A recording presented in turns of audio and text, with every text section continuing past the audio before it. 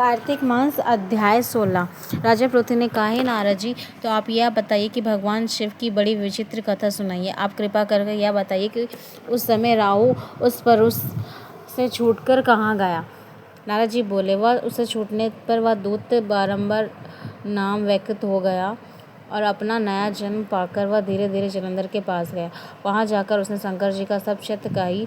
उससे सुनकर दैत्यराज सब दैत्य को सुनाई और द्वार पे आज्ञा दी। कोमलनी, शुंभ, निशुंभ आदि सभी महाबली दैत्य होने लगे। एक से एक महाबली दैत्य करोड़ करोड़ की संख्या में निकले युद्ध के लिए।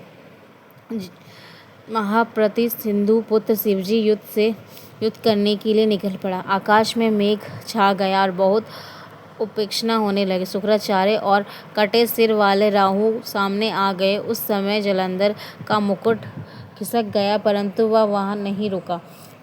उधर इंद्रलोक सब देवता कैलाश पर शिवजी के पास पहुंचे। सब वृत्तांत सुनाया और यह भी कहा कि जलंधर को युद्ध में करने के लिए भगवान विष्णु को भेजा था। वह उससे व्यथित हो गए और भगवान विष्णु लक्ष्मी सहित जलंधर के अधीन होकर उसके घर में निवास कर रहे हैं।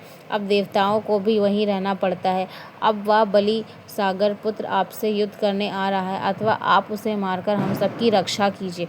यह सुनकर शंकर जी भगवान विष्णु जी को बुलाकर पूछे, हे ऋषिकेश, युद्ध में आपने जलंधर का संहार क्यों नहीं किया और वैकुंठ छोड़ आप उसके घर में कैसे चले गए।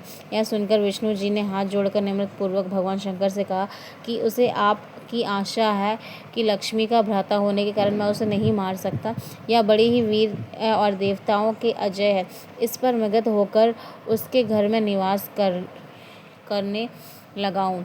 इससे विष्णु जी ने इन वचनों को कह सुनाया शंकर जी को। शंकर जी हंसने पड़े और उनसे कहा, हे विष्णु, आप यह क्या कहते हैं। मैं उस दैत्य जलंधर को अवश्य मारूंगा। आप सभी देवता जलंधर को मेरे द्वारा ही मारे जाने से अपने स्थान को जाएंगे। जब शंकर जी ने ऐसे कहे तो सब देवता निसंदेह रहित होकर अपने स्थान पर चले गए। इस समय पराक्रमी जलंधर अपनी विनाश सेना के साथ पर्वत के समीप आया और कैलाश को घोर सिंहादन करने लगा। दैत्य के नाद कलह और सुनकर शिवजी, नंदी आदि गण युद्ध के लिए आगे प्रस्थान किए। कैलाश के समीप भस्म युद्ध होने लगा। दैत्य उन्हें पाकर अस्त्र शस्त्र बरसाने लगे। मृदंग, शंख और वीर तथा घोड़े, हाथी, रथों में सब सर्पित होकर पृथ्वी कांपने लगी। युद्ध में काटकर मरे हुए घोड़े, हाथी और पैदल पहाड़ लग गए। रक्त मांस का कीचड़ उत्पन्न हो गया। दैत्यराज आचार्य शुक्राचार्य अपनी मृत संजीवनी विद्या से सभी दैत्य को जलाने लगे।